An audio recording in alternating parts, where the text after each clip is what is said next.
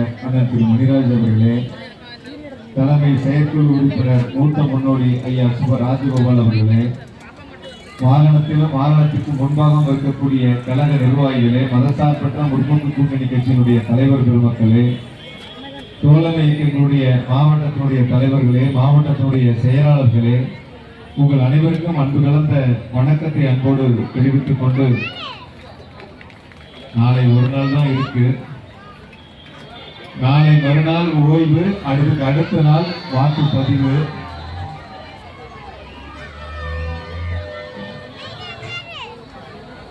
இந்த ஏறத்தாழ ஒரு மாதமா வாக்காளர்களை சந்தித்து வாக்கு சேகரிக்கின்ற நிகழ்ச்சியில எங்களை விட அதிகமா நடந்தது நீங்க தான். அதிகமான இல்லங்களுக்கு சென்று எங்கள் சார்பாக வாக்காளரை சந்தித்து உதயசூரியனுக்கு ஆதரவளியுங்கள் என்ற வேண்டுகோளை வைத்த உங்கள் அனைவருடைய பாதங்களில் என்னுடைய நன்றி மலர்களை அன்போடு சமர்ப்பித்து, சில அரசியல்வாதிகள் சில கருத்துக்களை முன்வைக்கின்றார்கள். எனக்கு உடம்பு முடியல, நான் காவேரி மருத்துவமனைக்கு போறேன், அங்க எனக்கு சர்ஜரி பண்றாங்கன்னா வழக்கமா யாருக்கு உடம்பு முடியலன்னா சர்ஜரி பண்ணுவோம். அதை கூட ஒரு எதிர்கட்சி தலைவர் கொஞ்சம் புலம்புன்னு சொல்றாரு. அரசியலில் இறுதி எஜமானர்கள் மக்கள். நாம் மக்களுக்கு சரியாக பணியாற்றினால் தொடர்ந்து வாய்ப்புகளை தருவார்கள்.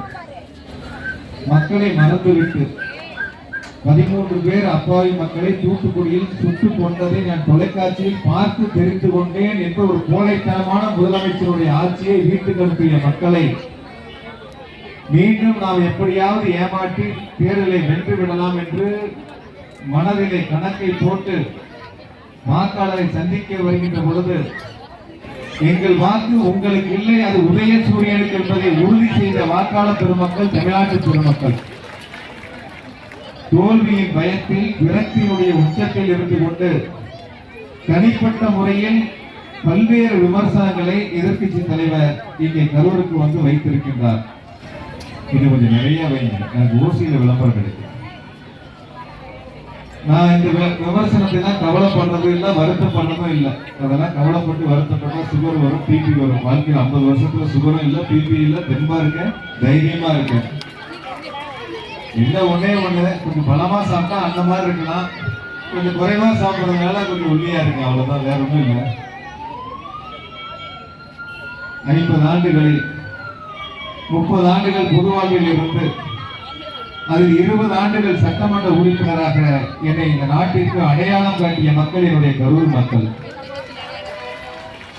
31 வயதில் இளைஞராக உங்கள் முன்னால் நின்று என்னை ஆதரியுங்கள் என்று வேண்டுகோள் வைத்த பொழுது, நம்பி நீ சட்டமன்றத்திற்கு சென்று வா என்று வாக்களித்து ஆசீர்வாதம் செய்து சட்டமன்றத்திற்கு அனுப்பிய மக்கள் என் கரூர் தொகுதி மக்கள். நான் என்னை பற்றி சிந்திக்கிறனோ இல்லையோ, என் கரூர் தொகுதி மக்களை பற்றி சிந்திக்காத நாளும் இல்லை, சிந்திக்காத நிமிடமும் இல்லை, சிந்திக்காத நொடியும் என்றும் இருந்ததில்லை. சில பேர் என்னிடத்தில் கேட்பார்கள், தூங்குகின்ற நேரத்திலாவது யோசிக்காமல் இருப்பீர்களா, சிந்திக்காமல் இருப்பீர்களா என்று சொல்லி. தூக்கத்தில் தூக்கத்தில் இருந்தால் கூட என் சிந்தனை என் தொகுதி மக்களை, என் மாவட்ட மக்களை பற்றிய சிந்தனை தான் என் மனதில் இருக்கும் என்பதை நான் அவர்களிடத்திலே எடுத்து சொன்னேன். வாழ்க்கையில் எனக்கோ தியாகராஜனுக்கோ எல்ஜிபி பெட்ரோல் பங்க்லாம் வாங்கணுங்கிற அவசியம் இல்லை, தேவையும் இல்லை. அதெல்லாம் யார் வாங்கியிருக்காங்க, எப்படி வாங்கியிருக்காங்கன்னு உங்களுக்கு எல்லாத்துக்கும் தெரியும். எங்கிருந்து வந்தது, எப்படி வந்ததுன்னு தெரியும். அவன் ரொம்ப சிரமப்பட்டு விவசாய தோட்டத்தை போய் மண்வெட்டி எடுத்து உழைச்சு, சாயப்பட்டையில் போய் சாயை சுற்றி நூலை புரிஞ்சு சாயம் போட்டு சம்பாதிச்சு வாங்கின சொத்து அந்த சொத்தெல்லாம். ஏதோ தெரியாம இங்க இருக்கிற மணிராஜ் அண்ணனுக்கு, சுபராஜகோபால் அண்ணனுக்குலாம் தான், கனராஜ் அண்ணனுக்குலாம் தெரியும் அது வழங்கிய தீர்ப்பா அல்லது மக்கள் வழங்கிய தீர்ப்பா அல்லது வாங்கப்பட்ட தீர்ப்பான். வெறும் 441 தானே, வெறும் 441 தானே. ஒண்ணு மட்டும் நான் சொல்றேன், கொரோனா காலம் வந்து நம்ம திமுக ஆபீஸ் 24 மணி நேரமும் செயல்பட்டு மக்களுக்கு தேவையான அனைத்து உதவிகளையும் செய்த இயக்கம் திராவிட முன்னேற்ற கழகம். அதை செய்த வைத்த முதலமைச்சர் கழகத்துடைய தலைவர் மாண்புமிகு தளபதி அவர்கள். அந்த காலகட்டத்தில் 6 மாசம் இப்ப இருக்கிற எதிர்கட்சியை சார்ந்தவங்க தான் அப்ப எம்எல்ஏவா இருந்தாங்க. முழுக்க 6 மாசமும் எம்எல்ஏ கூட்டியே கிடந்தது. யாரும் எட்டி கூட பார்க்க முடியல, கதவு திறக்கவே இல்லை.